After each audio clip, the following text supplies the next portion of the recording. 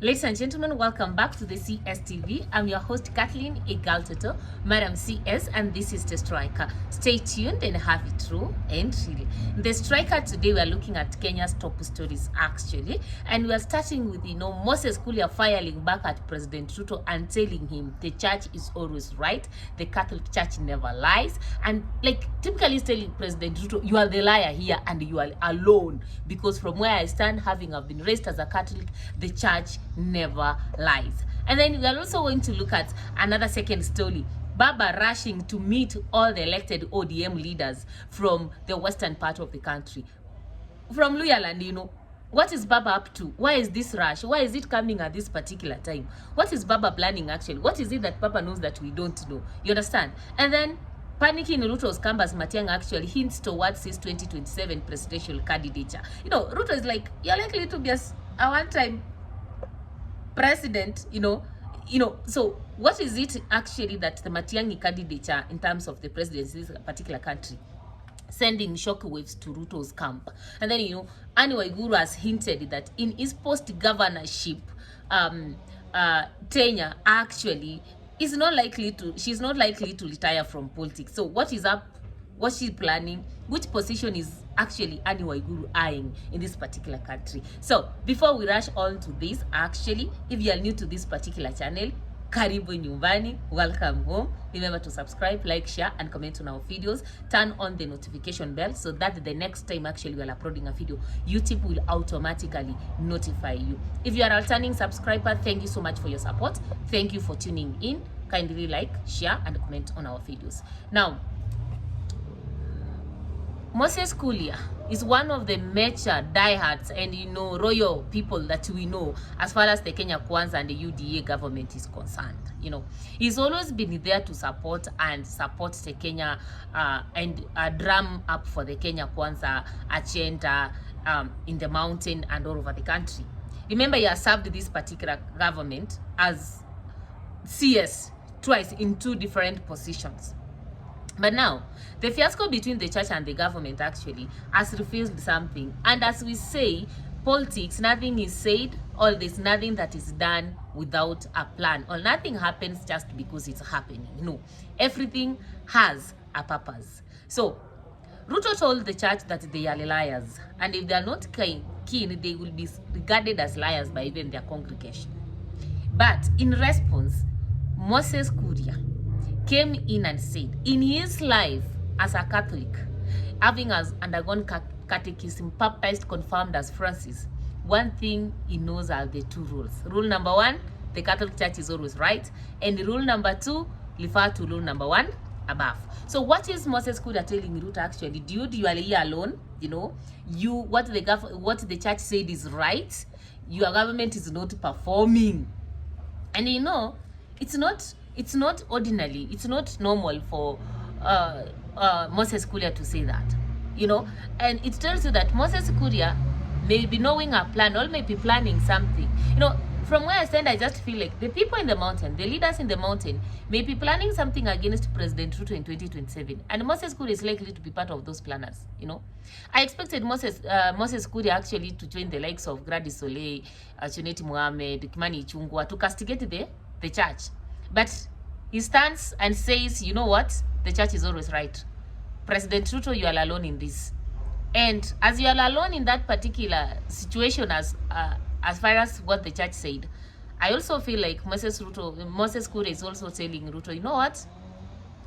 I'm on my way out of this particular Kenya Kwanza government. I don't care whether you would take me in or what, but I am not comfortable in. So I think President Ruto should be able to ask himself, what is it that even the diehards are now standing against him?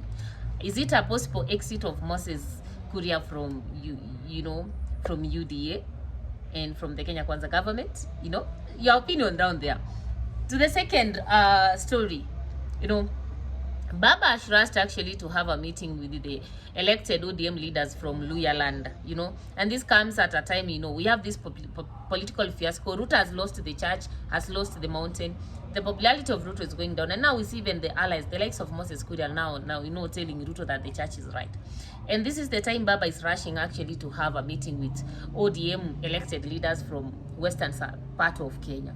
And one could wonder, why actually is this the case? I think for me, why Baba is, having these meetings, people could be wondering, Baba is supposed to be campaigning for the AU thing and leave the position of the party leader to Anyang' Nyong'o. But now it is Baba who was even actually chairing this meeting, and Anyang' Nyong'o was not there. And from where I sit, actually, I think, like, number one, this has to do with the politics of regionalism in ODM. ODM makes sure that in every region, like, they have somebody that the people, the normal person, can be able to look up to, so that the party remains popular. When you look at ODM right now, in Western Kenya, Wycliffe Obaranya is exiting as he has taken a position as a CS. And the incoming deputy party leader of ODM is Godfrey Odotsi.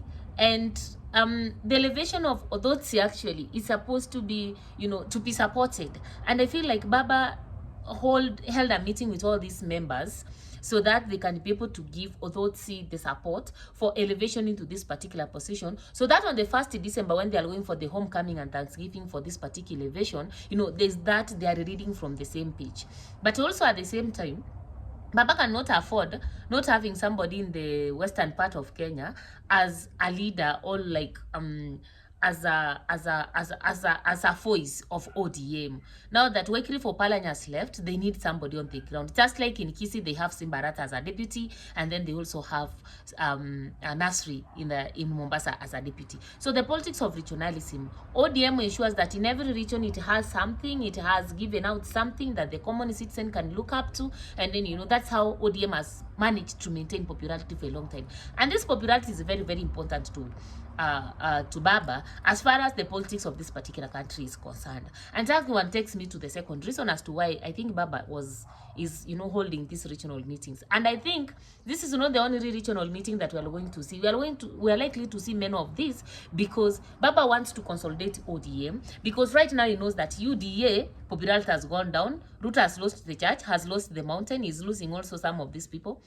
And the value of ODM actually became bigger and bigger when they impeached Gachagua from UDA. So, ODM now has, like, in terms of numbers, now that there are some members of UDA that have moved with Gachagua, now ODM has some say in whatever they want to do in this broad-based government. And from where I stand, Baba knows that a very strong, consolidated ODM party is very important to him politically, even in terms of negotiating power. Then there's the 2027 politics.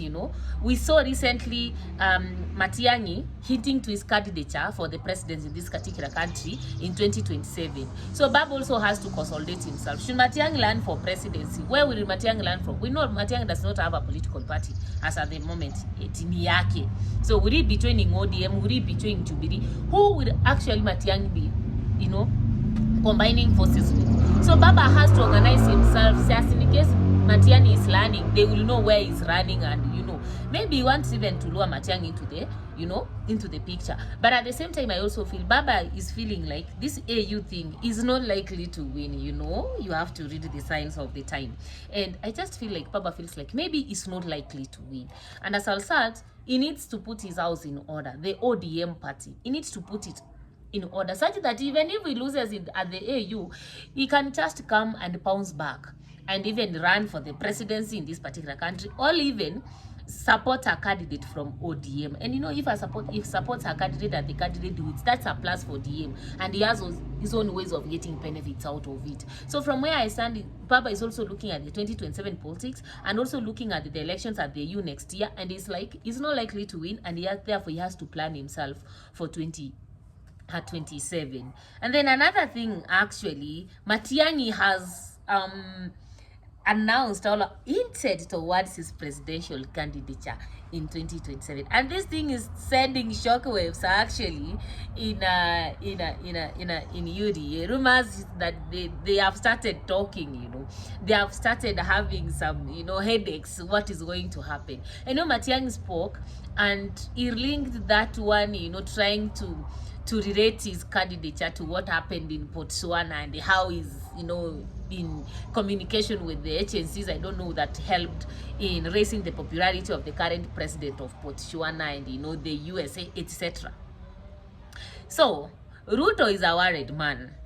Should Matiang'i actually come in to fight for the presidency, and should the ODM decide not to back him up in 2027, and should the current tension between the mountain and the Ruto, between the church and the Ruto continue, between Genesee and the Ruto continue, Ruto is a one-term president, 2022 to 2027, and is so worried. So I think from where I stand, Ruto actually needs very weak candidates in terms of the president for him to be able to win in 2027, or he needs no candidates at all, like he needs very few. But from where I stand, so long as the likes of Matiang'i, you know, decides to enter into the race, and so long as he's not assured of ODM support, you know, politics is a game of betrayal, you know. Ruto is a worried man. Do you think if Matangi ran for presidency in this country, you can be able to vote for him? You know, your opinion on the comment section below. You know, for me, I just believe that the Matangi ticket is a ticket that is likely to give Ruto a very, very serious competition that he has to recalculate his moves towards 2027. And finally, actually, it's all about Governor Annie Waiguru. She spoke the other day that the moment her term as the governor for Kirinyaga comes to an end, she's not going to retire. So she feels she's young to retire from politics. And one could wonder, actually, what is Governor Waiguru planning to do after the governorship? Perhaps she's eyeing the position of a CS, or even eyeing the position of a deputy president, you know, being somebody's running mate. And one could wonder who. Remember, initially they have been telling us, you know, we need gender, you know, if we have a woman running mate, we need a man president. If a man president, a woman president, a man running mate. And you know, this is something that Ruto has been talking about. Do you think that maybe Ruto is likely to choose Annie Waiguru as a running mate and leave Professor Kithure Kindiki out in 2027? Do you think that ticket will actually sell? All. Who do you think Governor Annie Waiguru is going to support in 2027? Is he likely still to continue supporting UDA?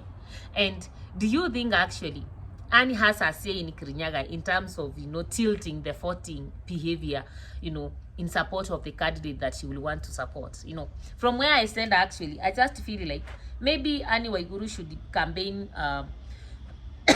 should campaign for somebody, or she should come up with her own political party and join forces with people of like mind. I don't know. Yeah, but if she wants to remain politically relevant, I just feel like she needs a political party so that she can be able to have a bargaining power. And you know, people could say even Martha Karua has a political party, but she doesn't have a bargaining power. From where I stand, I just feel like she has a bargaining power and she has her own political stand. The reason as to why people actually don't go about, you know, intimidating Mother Karua, it's because she has her own political party. When she decides to leave, she leaves, and she leaves honorably. And I also feel like if Annie Waiguru wants to remain political relevance, let her not join any other political party. Let her make her own political party, such that when people are coming onto the table, she also comes with her own political party. She may not get many of the members of parliament, all MCAs, but even 4 or 5 is enough, you know. So from where I stand, I just feel like if she's planning about post 2027, she could have started right now. She should make her own political party. You know, she should stop this thing that she's finding, she's, you know, supporting UDA, etc. Even when she can be given a position as a deputy, as a running mate for the presidency, she needs bargaining power. We saw what happened actually to Gachagua. One of the greatest mistakes Gachagua had, it's because he never had a political party. So he never had a bargaining power. He never had members in parliament to support him, the counter assemblies, senators. It was like that. Like, it was without anything. And I just feel like whether it's been promised a position of a running mate for presidency in 2027, I think Annie Waiguru needs to come up with her own political party, such that even if she's given that particular position, she comes in with somebody who has shares in that particular coalition. So those are my opinions. What are your opinions? about all these stories, you know, put them in the comment section below. Yeah, and see you next time. Ciao, ciao.